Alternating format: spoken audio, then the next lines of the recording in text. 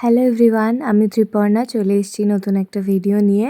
ত্রিপুষ গ্যালারির নতুন ভিডিওতে তোমাদের অনেক অনেক অনেক স্বাগত।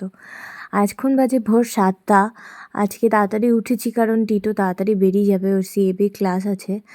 আমি বারান্দায় বসে গরম জল খাবো আর তোমাদেরকে এই ফুলগুলো দেখাই। দেখো কি সুন্দর ফুল ফুটেছে আমাদের বারান্দায়।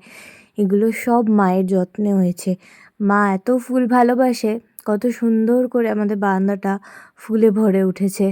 একটা দুটো গাছ একটু মরে গেছে জলের অভাবে, মানে সেটা আমার জন্যই হয়েছে। মা বাপি ঘুরতে গেছিলো যখন, আমি অত টেক কেয়ার করতে পারিনি, তাই এই সকালবেলা খালি পেটে গরম জলে লেবু আর মেথি দিয়ে খাই। অবজারভারের ডিউটি পড়েছে, তাড়াতাড়ি যেতে হবে আর লেট হয়ে গেছে। কেন লেট হয়ে গেছে ভাবি? আমি কি করে ডিস্টার্ব করছিলাম? ঘুমিয়ে? আমি তো ঘুমাচ্ছিলাম, আমি কি ঘুমিয়ে ডিস্টার্ব করছিলাম? আবার আমাকে ডাকছে? কতবার ডাকতে এসছো?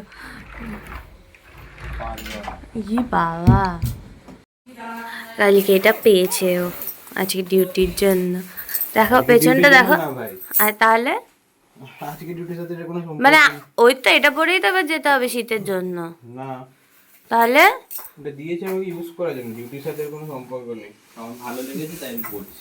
আমাকে কিছু জল ফল জল দিলাম। ইন্ডিয়ান আর্মি টা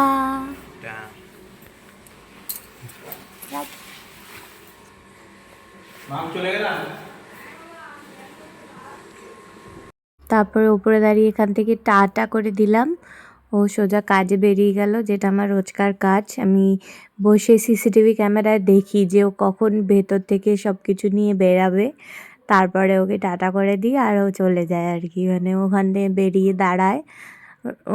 তাড়াহুড়ায় ছিল বলে আজকে আর বেশিক্ষণ দাঁড়াতে পারেনি।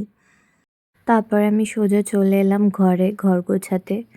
এই শীতকালে সকালবেলাটা বেশ ভালোই লাগে, যদিও এখন গরমটা অনেক কমে গেছে। আমাদেরকে আর রাতে ব্ল্যাঙ্কেট গায়ে দিতে হচ্ছে না, আমরা কমফোর্টারেই আর কি খুব ভালো রকমেই আছি। জানুয়ারি মাস কাটতে না কাটতেই এখনই গরম পড়ে গেছে, কি জানি এর আগে কতটা গরম পড়বে। এখন আর ব্ল্যাঙ্কেটটা বার করে রাখি না, যেহেতু দুপুরবেলাও আমি শোবো আর আমার ঠান্ডা লাগবে, তো কমফোর্টারটা বাইরেই রাখি আর একটা কুলবালিশ বাইরে রেখে দিই, কারণ কুলবালিশ ছাড়া আমি খুব একটা ঘুমাতে পারি না। তো ওই যে জানলায়, ওটা হচ্ছে গিয়ে আমার ডাম্পিংয়ের জায়গা। আমি সমস্ত রাতে যেগুলো আর কি বিছানায় থাকে, যেগুলো নিয়ে শুই না আমরা, ওগুলো ওখানেই রাখি জানলায়। আর তারপরে আর কি খাটের বিছানাটা গোছাই এইভাবেই। তো প্রত্যেক দিনের কাজ এটা আমার। আর সুন্দর করে টান টান চাদর পাততে আমার বেশ ভালো লাগে। আমার বাড়িতে তো আমরা যে চাদর পাতা থাকতো ওই চাদরেই শুতাম, আমি কখনো চেঞ্জ করিনি। তো এখানে এসে দুবেলা বিছানা করে তারপরে ঘুমাই আমি। আমি আবার জিমে ভর্তি হয়েছি, তো এই যে আস্তে আস্তে যে কাজ করছি সেটা জিমের জন্যই হয়েছে। মানে এত সে গা হাত পা ব্যথা যে হাত পা নড়াচড়া করতেই মানে হালাত খারাপ হয়ে যাচ্ছে। এটা লাগিয়েছি, এটা আমাকে রোজ তুলে দিতে হয়। পিছিয়ে এসে ঘর মুছলে আবার এটা পেতে দেবো আর কি। এটা তুলে খাটে রাখি, এইটার ওপরেই গোলবালিশটা থাকবে। আর এটাকেও গুটিয়ে রাখতে হয়, কারণ কাজের দিদি আসে তো, পিছিয়ে আসলে পরে তখন অসুবিধা হয়ে যাবে, মায়ের আবার সব তুলতে হবে। তো আমি তুলে রেখেই আর কি সবটা তুলেই দিই। তারপরে যখন ঘর মোছা হয়ে যায় তারপরে আমি আবার পেতে দিই। এখন বাজে 8:45। আমি মোটামুটি রেডি হয়ে গেছি জিমে যাওয়ার জন্য। আজকে এই জামাটা পরেই চলে যাব। জিমের জন্য আলাদা করে কিছু কেনা হয়নি, এটা প্রচণ্ড কমফর্টেবল, তো এটাতেই পরেই চলে যাব আজকে।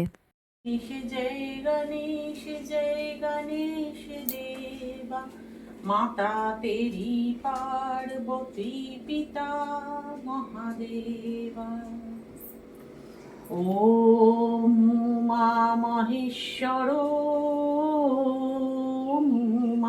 মহেশ্বর ও।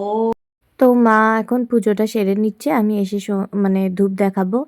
আর এই হচ্ছে আমার সকালের ব্রেকফাস্ট। আমি রোজ দুধ আর কর্নফ্লেক্সই খাই, চিনি ছাড়া এখন। বাট কেকটা ছিল, কেকটা নষ্ট হয়ে যাবে তাই কেকটা খেয়ে নিলাম। আর এই যে আমি নিচে চলে এসেছি বেরাবো বলে, মা দাঁড়িয়ে টাটা করছে। এটা আমার ঘরের অবস্থা জিম থেকে ফেরার পরে মা আমার ঘর ঠিক গুছিয়ে রেখেছে। আর আমি মাটিতে বসে, যেহেতু জিমের নোংরা জামা কাপড়ে, তাই আর সোফায় বসিনি, মাটিতে বসেই একটু ছানা, ডিম আর আমন্ড খেয়ে নিলাম। জিম থেকে এসে খুব খিদে পেয়ে যায়। তো ছানা, ডিম আর আমন্ডটা দেওয়ার পরে মা বলল, একটু মাছ ভেজেছি, খাবি নাকি? তো মাছ ছাড়া তো হয়ই না আর কি, বাঙালির আর তার উপরে ছোটো মাছ তো আমার ভীষণ ফেভারেট। তো খেয়ে স্নান টান করেই বেরালাম। স্নান করে রেডি ফেডি হয়ে গেছি, এবার পুজোটা দেব, তারপরে রান্না করব। মা সকালে অলরেডি একবার তো পুজো দিয়ে দিয়েছিল, আর আমি খালি দুধ দেখাবো স্নান করে।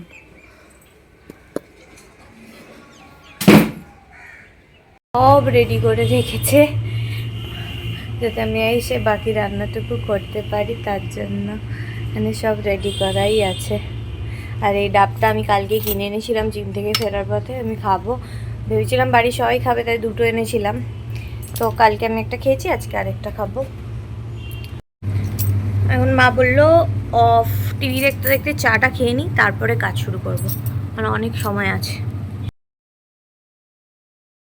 ধনেপাতা কুচি, পেঁয়াজ কুচি, লঙ্কা কুচি, আর এখানে আছে দুনো চিংড়ি, দুনো না ধুলো চিংড়ি বলে, ওই চিংড়ির বড়া হবে।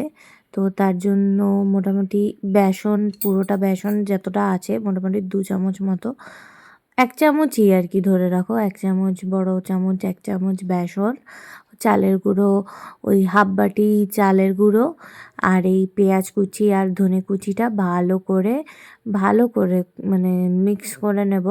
চামচ দিয়ে অসুবিধা হলে হাতও ইউজ করতে পারো তোমরা, হাত ইউজ করে ভালো করে ওটাকে মিক্স করে তারপরে একবার করে নিলেই আর কি ধনে চিংড়ি রেডি। তারপর আমি ভেবেছিলাম যে এরকম চামচে করে করেই তেলে ছেড়ে দেবো, ওতে বেশি ইজি হবে, but I was very wrong. তোমরা চামচে করে দিও না, কারণ চামচের শিটে থাকে, চামচেরটা ছাড়ানো খুব কষ্টকর হয়ে যায়। তো আমি তারপরে হাতই ইউজ করি। সুন্দর করে এক হাত দিয়েই হয়ে যাবে, 2 হাত বাড়ানোর দরকার নেই।